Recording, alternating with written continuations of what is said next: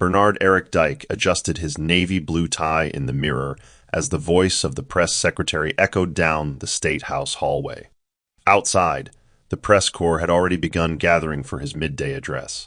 On camera, Bernard appeared every bit the embodiment of composed leadership, his posture straight, his expression measured, and every pause in his speech intentional. But beneath the polished exterior, a knot tightened in his chest, one that no security detail or national anthem could soothe.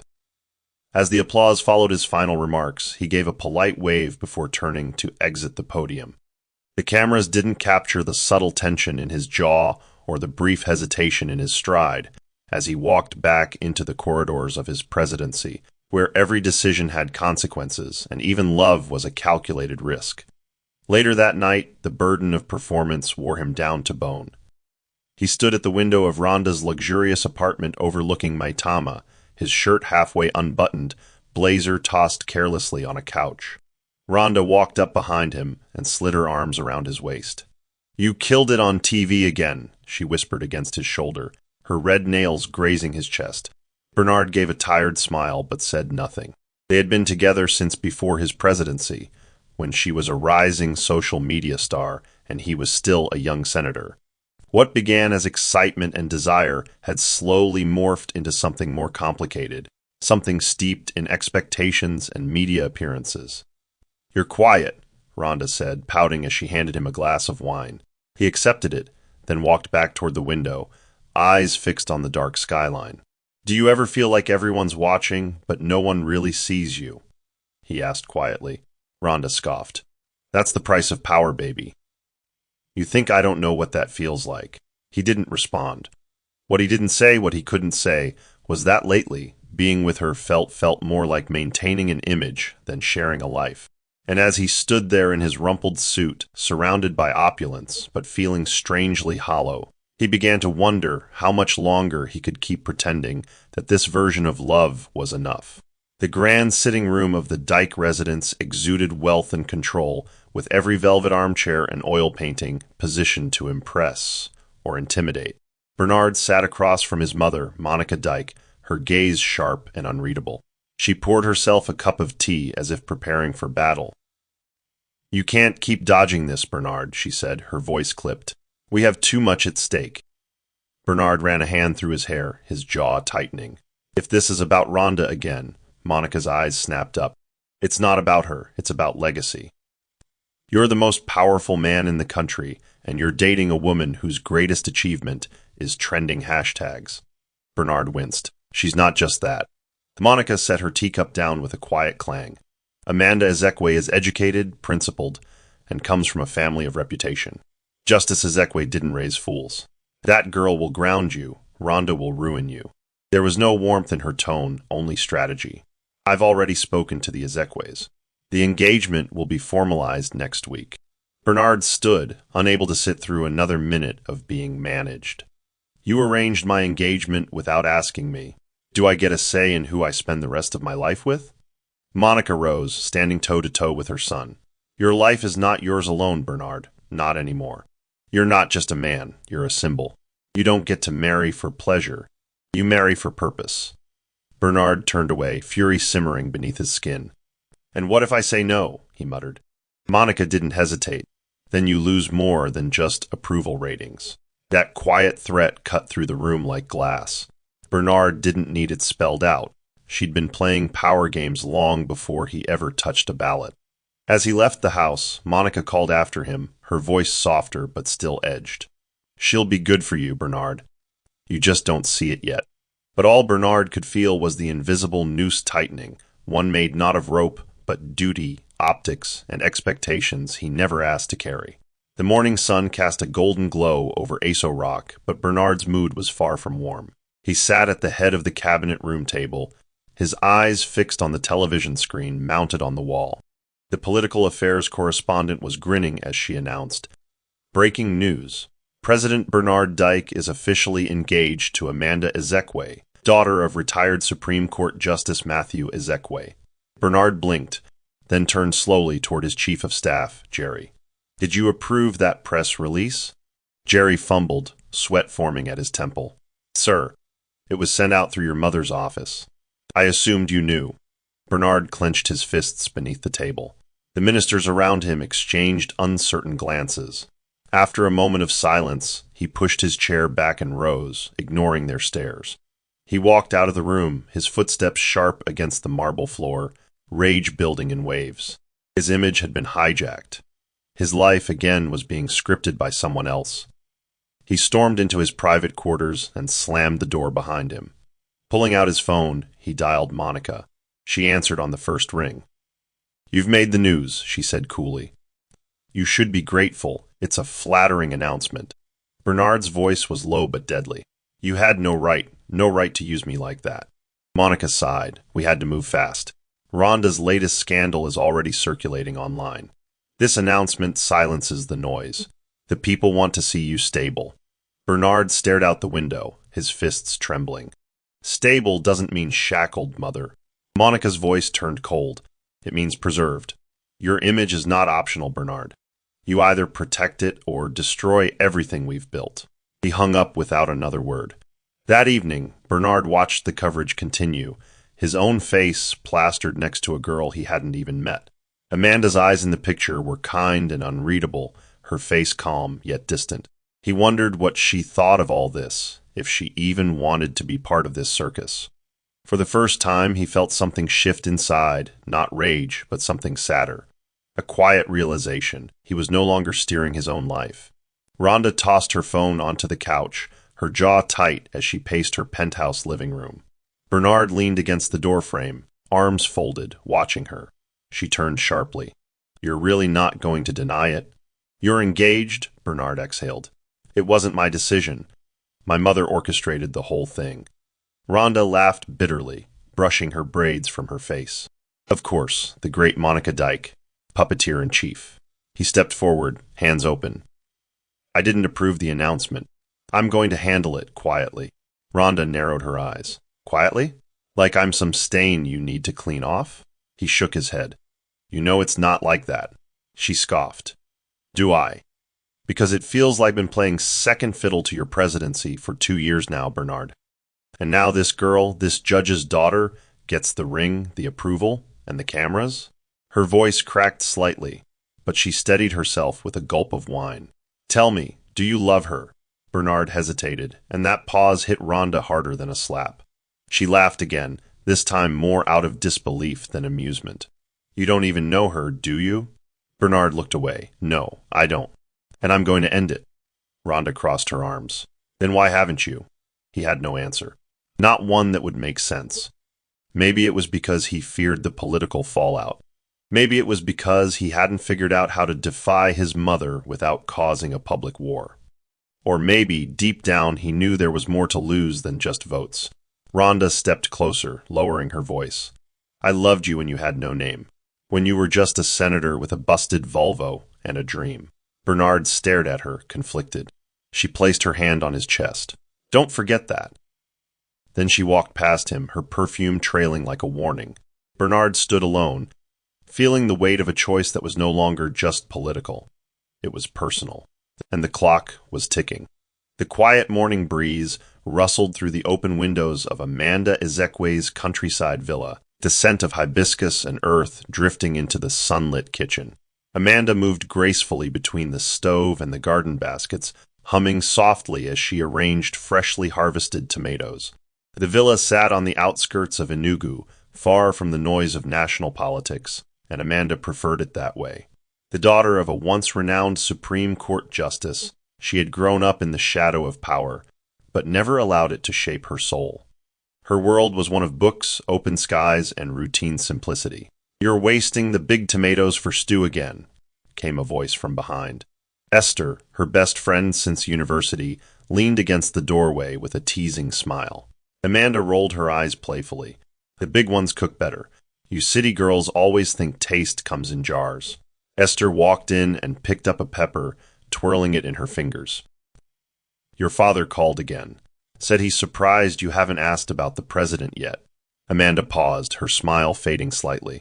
"I saw the announcement," she replied quietly. "The whole country did." Esther tilted her head. "And you don't want to talk about it?" Amanda gave a half shrug. What's there to talk about?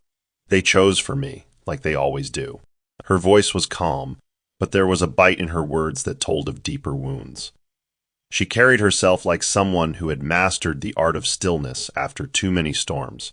Justice Ezekwe had raised her with grace, discipline, and sacrifice, but Amanda had learned early that obedience often meant invisibility. She didn't hate the president, she didn't even know him, but being married to him felt like disappearing completely. Maybe he'll surprise you, Esther said gently. Amanda looked out toward the distant fields. Or maybe I'll surprise myself. If he shows up, I'll be polite, but I won't pretend. As the chickens clucked in the background and the sun moved higher in the sky, Amanda didn't know that her carefully built world was about to shift forever. Bernard sat in his private study, flipping through a slim intelligence file prepared by one of his aides. It contained photos, transcripts, and personal notes on Amanda Ezekwe, meant to brief him ahead of any press engagements. He had planned to skim through it out of obligation, but one photo made him stop. It was a candid shot. Amanda sitting under a mango tree with a straw hat pulled low over her eyes, a book resting in her lap. There was a dog at her feet, and her fingers were mid-scratch on its ear. Something about the image felt unforced. Natural. He turned to another photo, her standing beside an old woman at a local clinic, arms full of mosquito nets, laughing at something out of frame. Bernard leaned back, feeling a strange discomfort. This wasn't the type of woman he had imagined. No lace gloves, no stiff smiles. No need to impress. She looked real. And that reality threatened every assumption he'd come to believe about arranged marriages and politically selected wives. He pushed the file away and stood pacing. For the first time, he was curious, not politically, but personally. Who was she when no one was watching? What did she think of all this? Did she hate him already? He knew what Rhonda would say if she saw him thinking too hard. She's not your problem, Bernard. She's just another photo op. But Amanda didn't look like a photo op.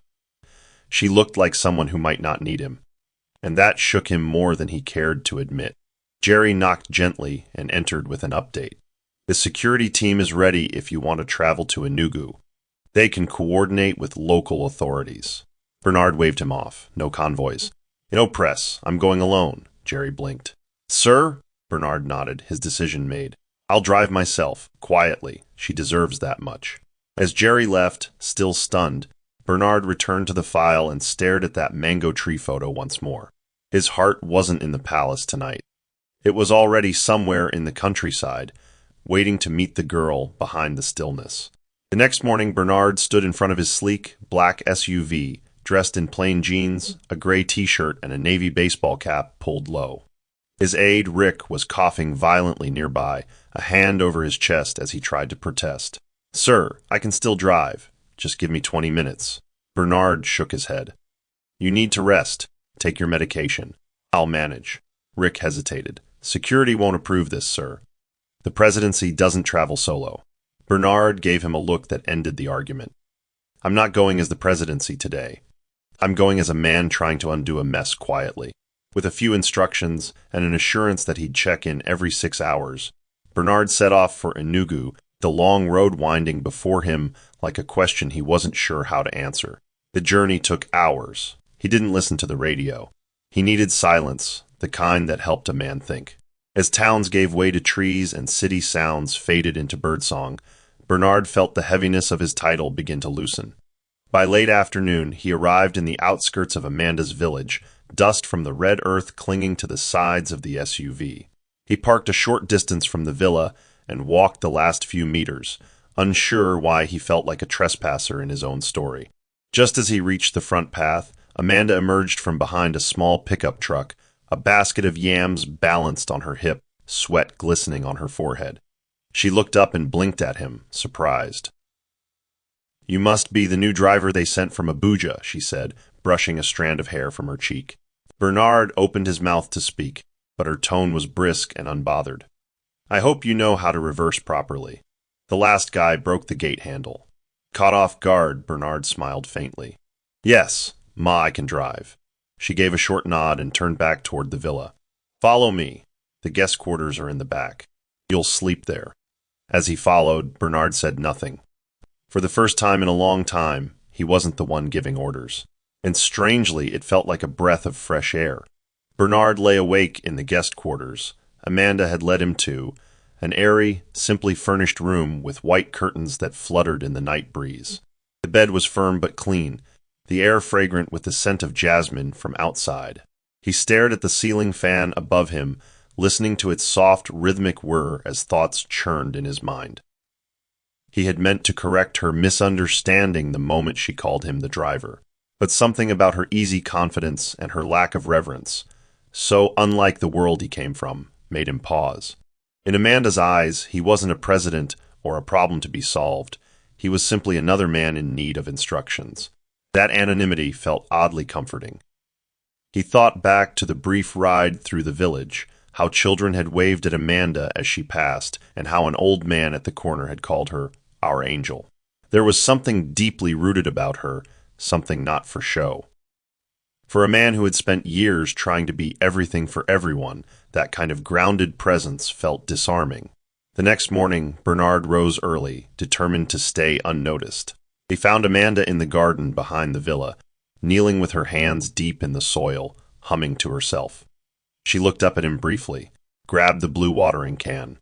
"And don't overwater the okra," she said, tossing a small smile his way. He obeyed, more amused than offended. As they worked side by side, she glanced at him. "You don't talk much," she said casually. "Most drivers I've met can't stop talking politics," he chuckled. "Maybe I don't know enough to argue." Amanda snorted. "Trust me, knowing too much ruins peace." They worked in companionable silence, interrupted only by the chirping of birds and the occasional bark from the neighbor's dog. By noon, Amanda handed him a glass of cold zobo. "You'll earn your place here if you keep up this attitude," she said, wiping her brow. Bernard accepted the drink and nodded, biting back the truth that rested on the edge of his tongue. He had come here to end an engagement. Now he was fixing her gate, watering her plants, and looking forward to hearing her laugh. It was a strange detour, and he didn't want it to end just yet. Amanda moved through her kitchen with natural grace, lifting a pot lid with one hand while chopping peppers with the other. Bernard sat at the corner of the wooden table, unsure whether to offer help or just watch. "Don't just sit there," Amanda said without looking up. "Slice those onions. Thin." He reached for the board and began awkwardly. She smirked. "You've never done this before, have you?" He looked up sheepishly. "Can't say I have. But I'm a fast learner." Amanda nodded with mock approval. "We'll make a village boy out of you yet." As the jollof rice simmered and the fish grilled over an open flame outside, Bernard felt something unfamiliar: ease. No titles, no camera flashes, just two people preparing a meal. After a while, Amanda sat across from him and poured him a glass of chilled water. "So, Rick, right? How long have you been working with Mr. President?" Bernard hesitated, caught between the truth and his growing desire to stay in this moment. "Not long," he replied finally. "It's been eventful." Amanda studied him, then shrugged. "You don't carry yourself like the rest. That's a compliment." They ate together under the shade of a guava tree, using their hands and licking pepper sauce from their fingers. Amanda shared stories about the village children who always stole mangoes from her trees, and the time she slipped while chasing a chicken barefoot. Her laughter rang out easily, rich and unaffected.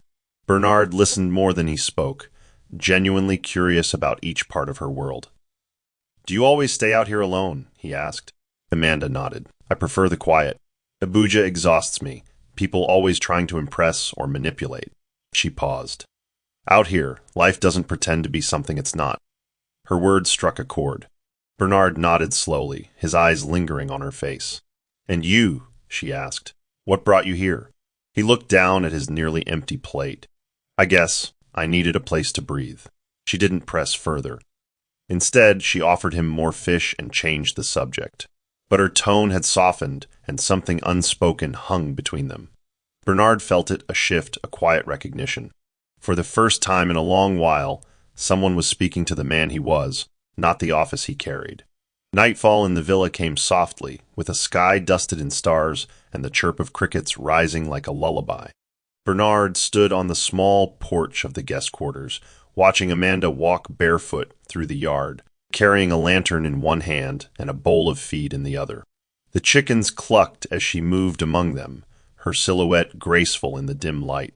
He hadn't meant to stay another night, but when Amanda offered dinner and casually said, "You can sleep here again," something in him didn't resist.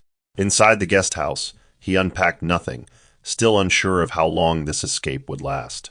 As he prepared for bed, he noticed something scrawled on the mirror in faded marker. "Only what's real survives the wind." It was a phrase Amanda must have written long ago. It echoed in his mind as he lay down, the sheets smelling faintly of lemongrass and sun-dried cotton. The following morning, Amanda knocked and pushed the door open slightly. "We're going to the clinic today. I promised to deliver supplies by 10. Bernard nodded. "You want me to drive you?" She gave him a mock glare. "Isn't that why you're here?" They set out together, the road uneven but familiar to Amanda. She waved at nearly every person they passed, calling out names Bernard couldn't remember.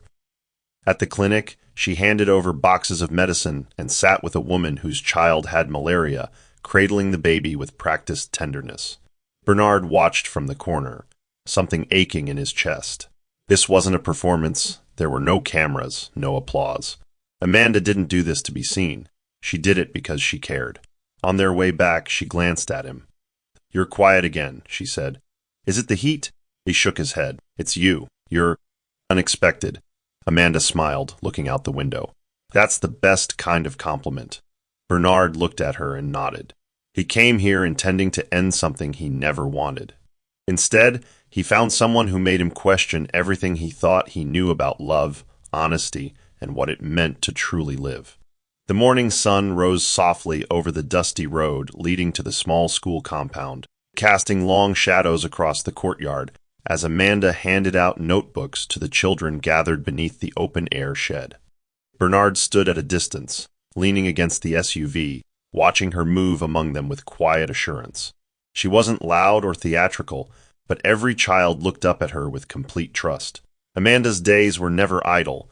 After the school visit came a stop at the market to purchase supplies for a widow whose house had been recently damaged by the rain. She navigated the stalls with familiarity, occasionally haggling playfully with the traders and introducing Bernard as Rick, the driver with no bargaining skills. The people laughed, and Bernard found himself smiling more than he had in months. It wasn't just her kindness that drew him in. It was the normalcy, the simplicity. Here, he wasn't a leader burdened with national pressure. He was a man blending into something grounded and human. Later that afternoon, Amanda led them to a modest poultry farm owned by an elderly couple. She helped collect eggs while Bernard awkwardly tried to shoo chickens that kept pecking at his shoes. "You're a city man," Amanda teased. "Even the hens know you're not from here." He laughed, brushing feathers from his shirt. "I never thought I'd end up chasing chickens in a place without a network signal." Amanda arched a brow. "Maybe it's a sign you're meant to slow down." He looked at her, serious now. "And if I don't know how?" She stopped, resting the basket of eggs on her hip. "Then you start by being still, like today." On the ride back, silence stretched between them, but it wasn't empty. It was the kind of quiet that followed comfort. At the villa, Amanda handed him a cold bottle of water. "Thanks for today, Rick. You didn't have to follow me everywhere." He took it from her, their fingers brushing. "I wanted to." She blinked, something unspoken passing through her eyes before she turned away. Bernard sat down on the porch after she left, staring out into the horizon, deeply unsettled. He had stepped into her life with an agenda, but now he wasn't sure where the line between purpose and presence had blurred. That night, the moon hung low and wide over the villa as Amanda sat on the front steps, a shawl draped over her shoulders. Bernard, hearing movement, stepped out quietly and joined her, folding his arms across his knees. Neither of them spoke at first. The air was cool, laced with the scent of mint from the nearby herb garden. Amanda stared ahead, her face calm but pensive. After a while, she said softly, "Do you believe that some people can live their whole lives pretending they're content?" Bernard tilted his head toward her. "You think that's what I'm doing?" She shrugged. "I don't know you well enough. But sometimes, I wonder if people wear silence like armor." He didn't respond immediately. There were too many truths in what she said. Instead, he murmured, maybe silence is the only thing some people can control. Amanda's lips curved into a sad smile. Maybe. Or maybe they just haven't been listened to in a long time. The night deepened, and the stars grew brighter. Amanda pulled her shawl closer. I've never met Bernard Dyke, she said after a pause. But I know the type. Men born into legacy, always surrounded by handlers. They live polished lives, but forget what it means to feel ordinary. Bernard turned to her, a question in his gaze. And you think ordinary is better? She looked at him then, really looked. It's not better, it's just real. And real things last. Her voice was almost a whisper. He wanted to tell her everything, that he wasn't just some driver, that he'd come to end an engagement that had begun with a press release. But his words stuck in his throat. Something about the vulnerability in her expression made him afraid to break the illusion. You seem like someone who values real, he said instead. Amanda gave a quiet nod. It's the only thing I've ever had to hold on to. They sat like that, shoulder to shoulder, not touching, but not apart either, their silence no longer armor, but a fragile bridge neither of them dared to cross just yet. The scent of onions, locust beans, and pepper filled the villa's kitchen the following afternoon as Amanda stirred a pot of egusi soup. Bernard stood at the sink, peeling yam with unsteady fingers, trying to mimic what he had seen her do hours before. You're going to hurt yourself, she warned without turning around. He laughed. I thought I was improving. Amanda snorted. That yam looks like it fought you and won. He chuckled and wiped his hands. Let me handle something else. I'm better at conversation than cooking. She turned with a ladle in hand. Really? Then tell me about your life before driving for the president. Family? Dreams? Bernard stiffened slightly, but recovered. My parents passed on a while ago. Grew up with my uncle. He taught me to keep my head down and stay useful. Amanda looked at him thoughtfully, then handed him a spoon. Taste this. He did, nodding. It's good. Spicy, she smiled. Just like life. Over the course of the meal, their conversation drifted from light to layered. Amanda shared how she once dreamed of becoming a travel writer, but ended up studying law because of her father's influence. I don't regret it, she said. But sometimes I wonder who I might have become if I'd been braver. Bernard watched her closely. You seem brave to me, she shrugged. Maybe. Or maybe I just learned to live with what I couldn't change. She paused. You remind me of someone who's lived a long time under expectation. He set his spoon down, expression unreadable. You're not wrong. She didn't press further. Instead, she reached for the bottle of water and poured him a glass. Let me guess, no girlfriend, no plans, just you and the road. Bernard hesitated. Something like that. Amanda leaned back, arms folded. You're a mystery, Rick, but I like that you listen. He smiled faintly. Maybe I just like hearing you talk. The electricity flickered and then cut out, but neither of them moved to light a candle. They remained at the table, faces dim in the soft twilight, suspended in the safety of shared company. The morning mist hadn't cleared when Bernard found himself in the backyard, hauling a wheelbarrow full of harvested cassava. Amanda watched from a few feet away, her arms crossed, trying not to laugh as he awkwardly tried to maneuver the load down a slope. You're supposed to tilt, not drag, she called out. And you said you were a fast learner. Bernard wiped sweat from his brow, breathing hard. I never said I was a strong one. Amanda walked over and took hold of one end. Together, they steadied the cart and brought it to a stop near the shed. Now that's better, she said, her hands dusted with soil. Bernard looked at her, his chest rising and falling, not just from effort, but from the quiet flutter in his gut that had been growing since his second day here. Amanda's face was sunlit, her skin glowing, her laugh more beautiful than any applause he'd ever received. There was something about the way she fit into this life, unforced, graceful, that made the noise in his head finally quiet.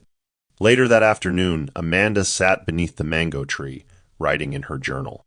Bernard approached slowly, holding 2 chilled drinks. Peace offering for nearly crashing your cassava, he said. She smiled, accepting the bottle.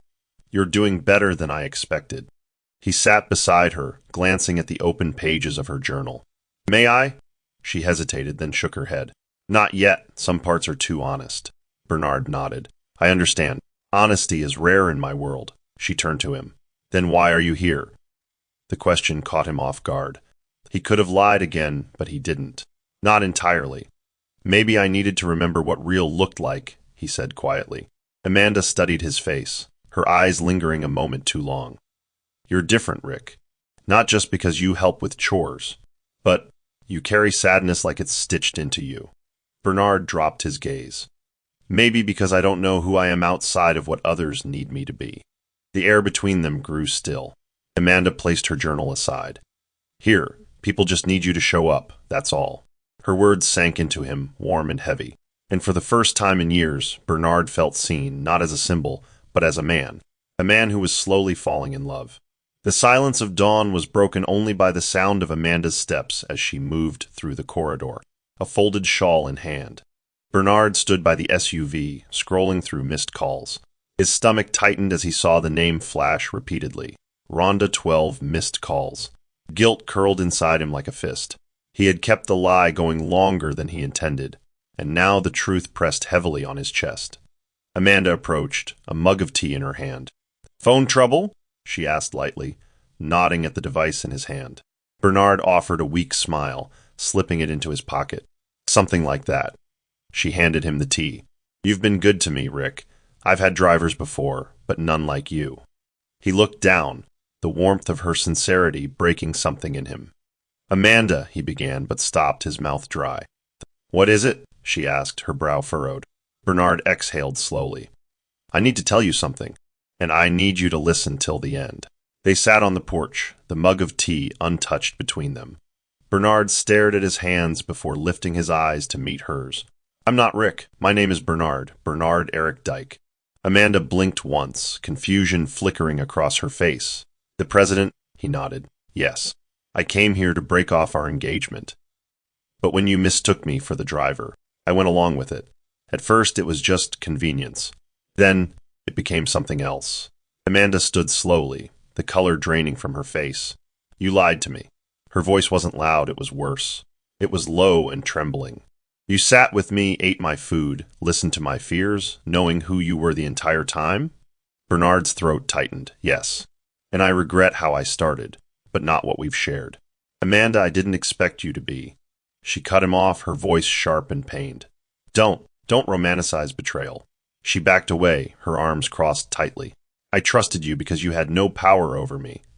And that trust was real until now. Bernard stood, wanting to close the space between them, but Amanda stepped further back. You need to go, her voice cracked. Please, just go. And with that, the bridge between them, once quietly built in shared silence, splintered into aching disbelief. Amanda locked herself in her room the moment Bernard left, the slam of the guest house door echoing through the villa like a final verdict. Her chest heaved as she clutched the windowsill, struggling to process the rush of emotions. Betrayal, embarrassment, confusion. Outside, the wind stirred the trees, but inside her heart, a storm raged.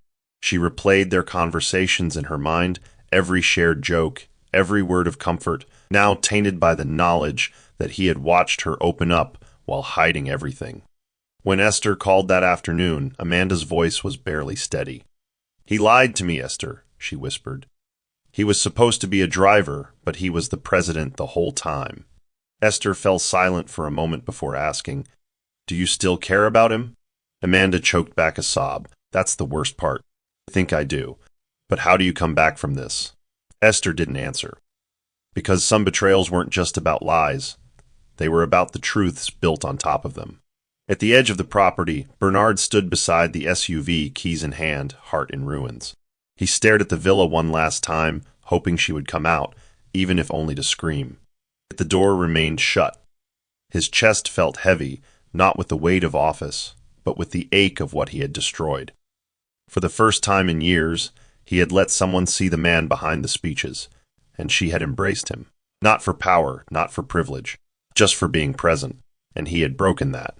As he drove away, the road blurred with dust and regret. He didn't notice how long it took him to reach the outskirts of the village. Every corner reminded him of her, the school, the market, the way she smiled when the sun hit her face. And as he crossed back into the chaos of politics and power, Bernard realized that nothing in Abuja could fix what he had lost. because for the first time, he had loved without an audience. And now the curtain had fallen, too soon, too hard. Amanda sat quietly on her veranda 2 days later, her eyes swollen from restless nights, when the faint sound of multiple engines broke the morning calm. It wasn't the usual soft hum of a market truck or a neighbor's motorcycle. This was louder, heavier, and unfamiliar. As she stepped onto the front path, a line of black SUVs pulled into view. Dust rose behind them like smoke before a storm. Amanda's heart dropped when the car doors opened and cameras sprang out like claws. At the center of it all was Rhonda, draped in a designer kaftan, face fully made up, lips painted in a war-ready red. "There she is," Rhonda declared to the press, pointing at Amanda with theatrical precision. "The innocent village girl who seduced the president into forgetting who he was." Amanda's brows furrowed, frozen not in fear but disbelief. "What are you doing here?" she asked quietly. Rhonda didn't answer her. Instead, she turned to the cameras. "Let the nation meet the girl who's been hiding her claws in cassava leaves." Bernard, who had caught wind of Rhonda's stunt too late, was still en route from Abuja. Amanda faced the cameras with a composure that surprised even her. "I didn't invite him here. I didn't even know who he was. If anyone was lied to, it was me," she said calmly, voice steady despite her racing heart. The press buzzed around her, their questions sharp and intrusive, but she didn't flinch. Rhonda grew agitated. "You knew exactly what you were doing, pretending to be sweet and humble while playing the victim." Amanda took a slow breath, then simply turned and walked back into the house, leaving Rhonda yelling behind her. She didn't slam the door. She didn't raise her voice. She just withdrew. And that silence said more than any defense ever could. Meanwhile, the video of Amanda walking away, calm, barefoot, wrapped in a simple scarf, began to circulate online. Within hours, it was everywhere. And the country, weary of scandals and noise, clung to the grace in her retreat. Rhonda's voice had filled the air. But Amanda's silence stole the scene. In the hours that followed, Amanda remained inside her home, refusing all calls, even from her father, whose voice trembled on the voicemail he left. She didn't need anyone to tell her how the story was being spun. But what she didn't expect was the shift happening outside her gate. On social media, videos of Rhonda's rant were being clipped and dissected, while Amanda's quiet exit had been soft music and praised for its unshakable elegance. Commentators who had once sided with Rhonda began to question her motives. Old posts resurfaced, stories of sponsorships gone sour, partnerships abruptly ended, rumors of fabricated PR scandals. Bernard had said nothing publicly, and yet the world seemed to be answering in Amanda's silence.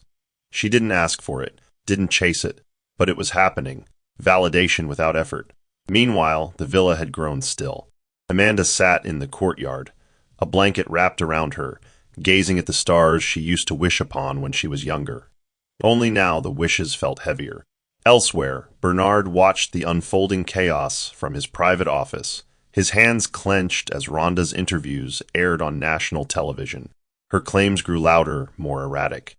"He threw away our future for a barefoot girl with nothing but a smile," she shouted during one clip. Bernard muted the screen and picked up his phone. "Has she responded?" he asked Jerry. The aide shook his head. "No, sir, she hasn't spoken to anyone. But the country is responding for her." Bernard nodded slowly. That was Amanda. She didn't need to defend herself because her character was already doing it for her. He reached into his drawer and pulled out a folded piece of paper, the speech he had written to break the engagement. He stared at it for a long time before tearing it in half. Then, without fanfare, he stood. "I need to go to her again, but this time, not as a man trying to fix things." Jerry looked puzzled. "Then how?" Bernard's expression softened. "As a man who finally understands what he broke." And with that, he walked out, his heart beating with a clarity he hadn't known he was searching for. The Dyke mansion in Abuja was lit like a palace, but the tension inside it could have shattered glass. Monica Dyke stood in the center of the formal dining room, arms folded, jaw tight, watching her son pace.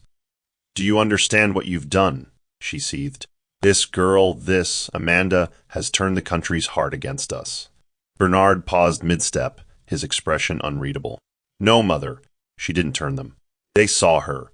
They made their own decision." Monica slammed her palm against the mahogany table. You were supposed to manage this discreetly. I warned you about Rhonda.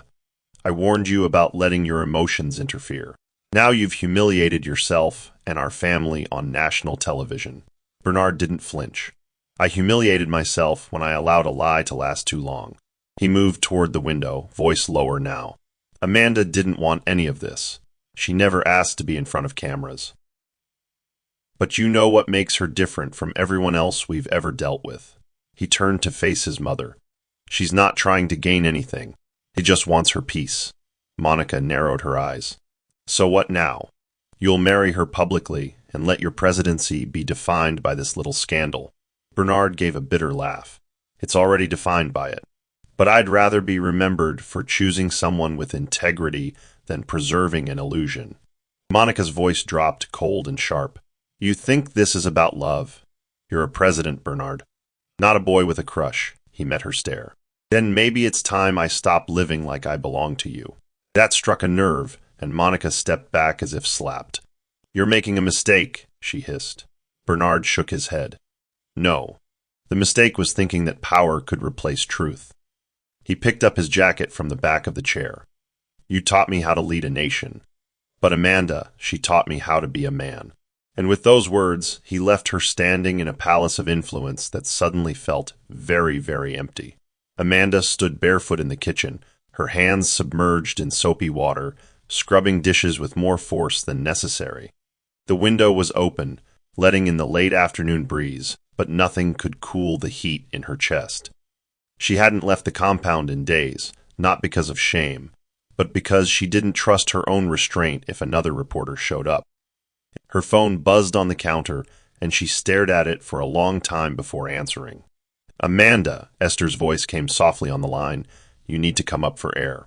Amanda rested the sponge in the sink and leaned against the counter, her voice hoarse. He fooled me, Esther. He knew who he was, who I was to him, and still he let me talk, let me feel. Esther didn't interrupt.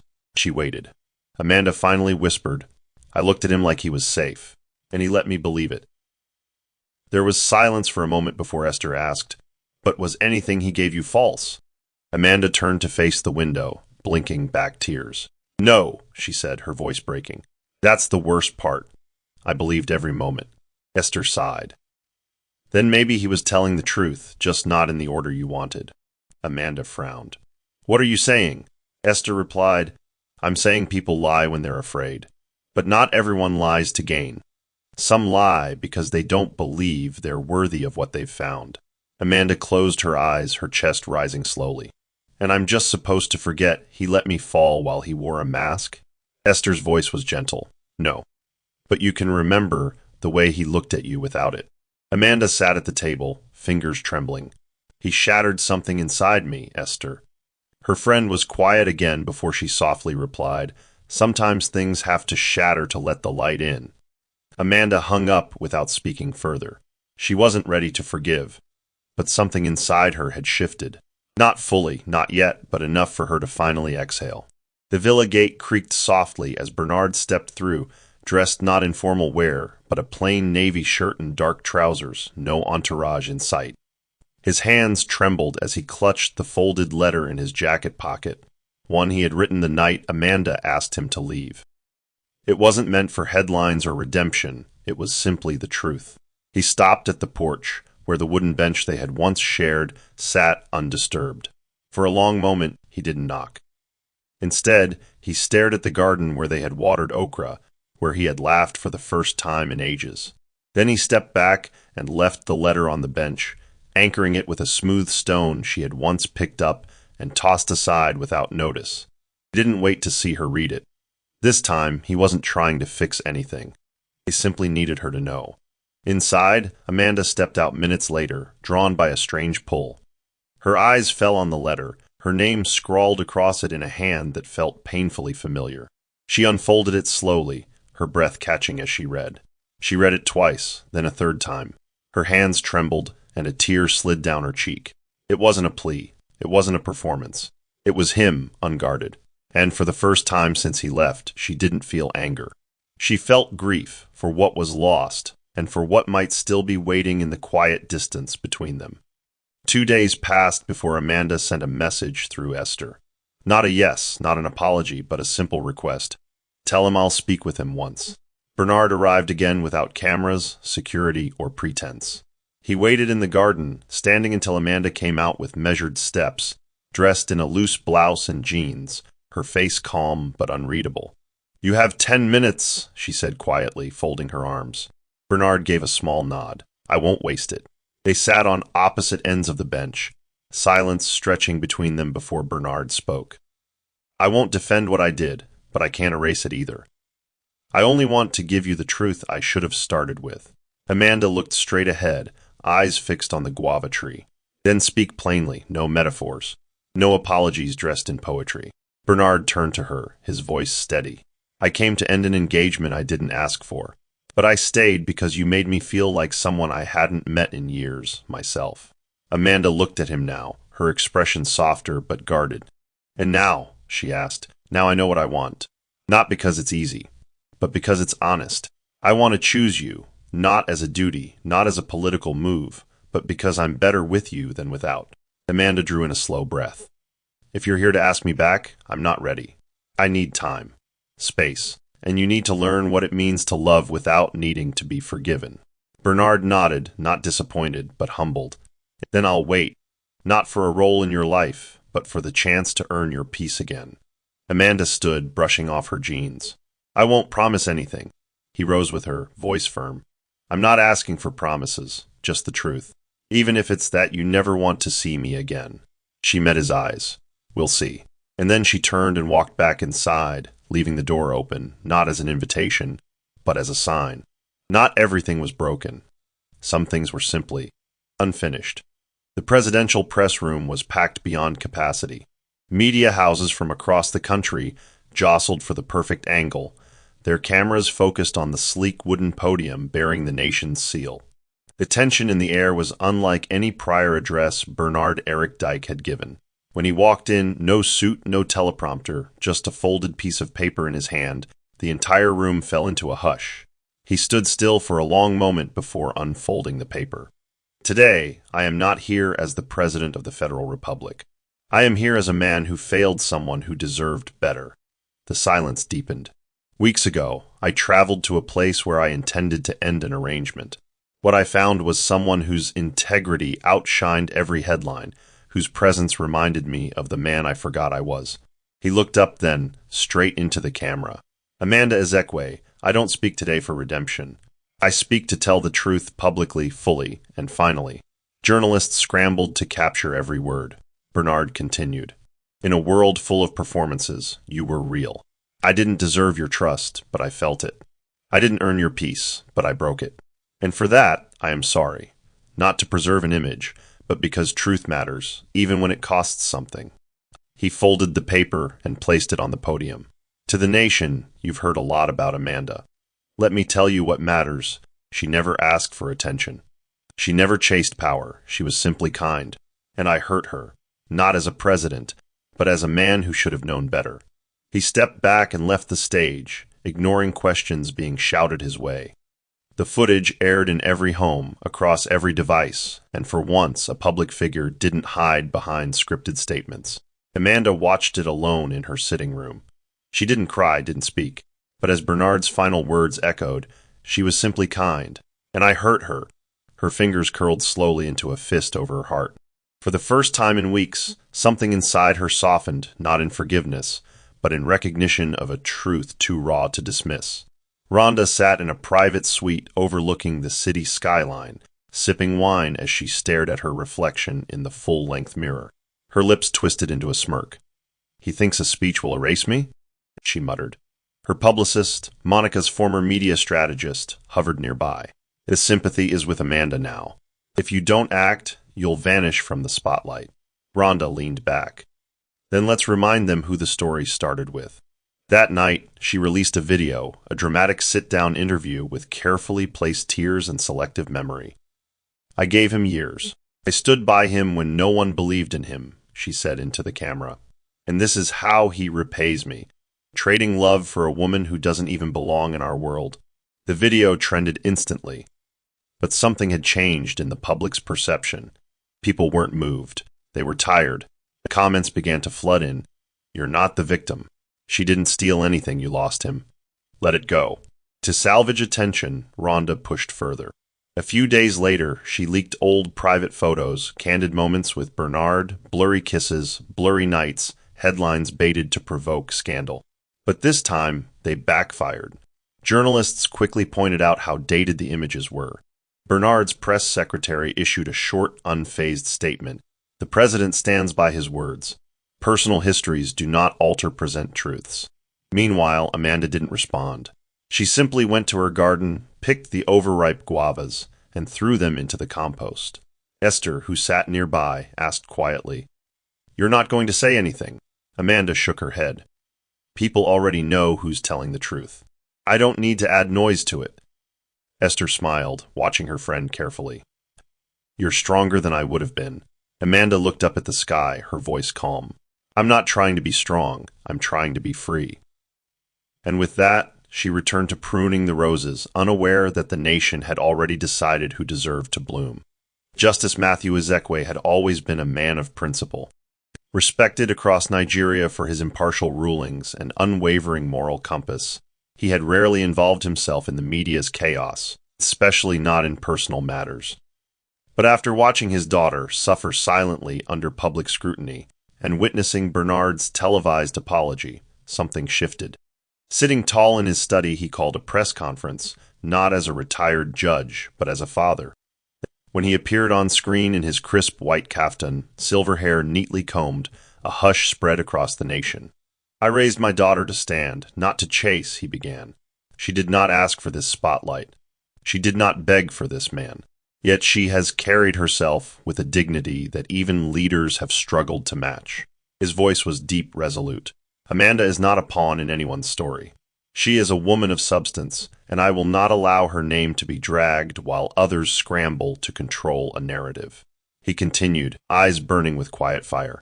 "I do not speak on Amanda's behalf. She needs no spokesman.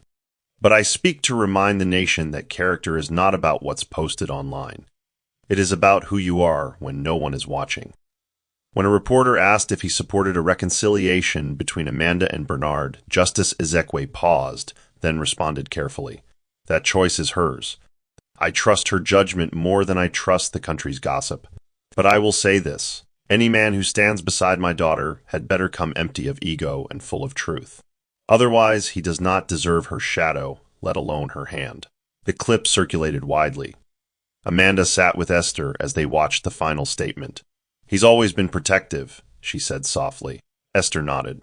"He just reminded the world why you're who you are." Amanda wiped a tear from the corner of her eye, heart full but conflicted. For the first time, it wasn't just about Bernard anymore. It was about reclaiming her story on her terms. And whether she chose to let him in again or not, she now knew this time it would be her decision alone. The restaurant was quiet, dimly lit with candles and amber wall sconces that cast long shadows over the mahogany tables. Bernard had reserved the entire space, not to impress, but to ensure no interruptions, no press, no distractions. Amanda walked in precisely at 7 p.m., her frame graceful in a simple black dress, her hair tied back, revealing the strong lines of her face. Bernard stood immediately, unsure whether to offer his hand or simply nod. She settled into her seat before speaking. "This doesn't change anything," she said softly. "It's just dinner, not a declaration." Bernard nodded. "Understood." A waiter appeared briefly, took their orders in hushed tones, and vanished.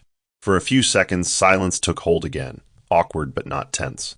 Bernard finally leaned forward. "I didn't plan a speech. I just wanted to sit across from you, without layers." Amanda traced her finger along the edge of her glass. "You do realize you shattered a piece of me, right?" Her voice didn't shake. It was too tired for anger now. Bernard swallowed. "Yes, I see that now. And I hate that I had to hurt you before understanding what it meant to truly care." She studied him for a moment, then asked, "And what would you have done if I never agreed to see you again?" He looked her in the eyes. "I would have respected it, and quietly lived with the regret." Their food arrived, but neither touched it immediately. Amanda finally exhaled and reached for her fork. "You used to listen better when you weren't trying to prove something," she said. Bernard smiled faintly. Maybe I'm learning to unlearn a few things. As they ate, the conversation flowed more easily. They spoke of books, travel, politics without propaganda. It wasn't romantic, it was real. When Amanda stood to leave, Bernard didn't follow her out. He remained seated, letting her go without pushing for more. But as she exited, she glanced back once. Just once. And for Bernard, that glimpse was everything. Amanda stood under the mango tree the next morning, her journal open on her lap, but untouched. The dinner had left her with a strange blend of emotions, nostalgia, anger, curiosity. She had seen a different Bernard that night, stripped of his presidential armor. But was that enough?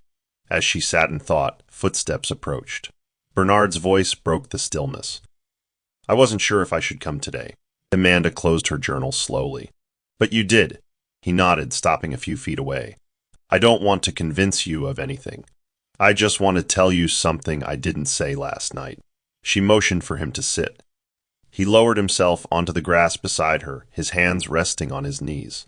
When I was with you, before you knew who I was, it was the first time I felt human in years. I didn't know I missed it until I felt it again. Amanda stared at the journal cover. You made me feel foolish. Like everything I shared, every smile was something you collected while holding a secret. Bernard's voice dropped. I never intended to collect. I just got lost in it.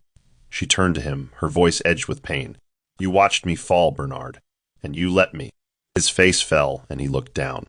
Yes, and I will carry that mistake with me. But I want to walk with you now, not ahead, not behind, but beside, if you'll let me. There was a long silence. Amanda blinked rapidly, her voice softer. I cried not because you lied, but because I believed every moment was ours. And when I found out it wasn't what I thought, I didn't know what to do with the memory of it. Bernard's voice cracked. It was ours, Amanda, even if I began it wrong. She didn't speak again. She simply closed the journal and handed it to him. Read the last page. He opened it carefully. It read, Healing isn't about forgetting. It's about choosing what we carry forward. When he looked up, Amanda was already walking away, but she hadn't said goodbye. 3 weeks later, Amanda returned from the clinic to find her father standing under the almond tree with a small package in his hand. This came for you, he said, handing it over. She opened the box to find a small carved wooden pendant, shaped like the mango tree they once sat beneath, along with a note. If you ever come back to where it began, I'll be waiting. Amanda closed the lid and clutched it to her chest, her breath shallow. That evening, as dusk settled over the villa, she walked to the garden in silence. And there he was, Bernard, in simple clothes, standing barefoot by the soil they once worked side by side. He looked up when he saw her, his eyes wide but unsure. Amanda didn't speak. She simply walked up to him and stood close enough to hear his breath. Bernard cleared his throat. I brought no ring. No cameras, just myself. He dropped to one knee, the dust settling around him. Amanda Ezekwe, I don't ask for your yes. I ask for your choice. If there's still a part of you willing to walk with me, not as the president's wife, not as the image the world wants, but as Amanda, beside Bernard, I will never lie again, not even with silence.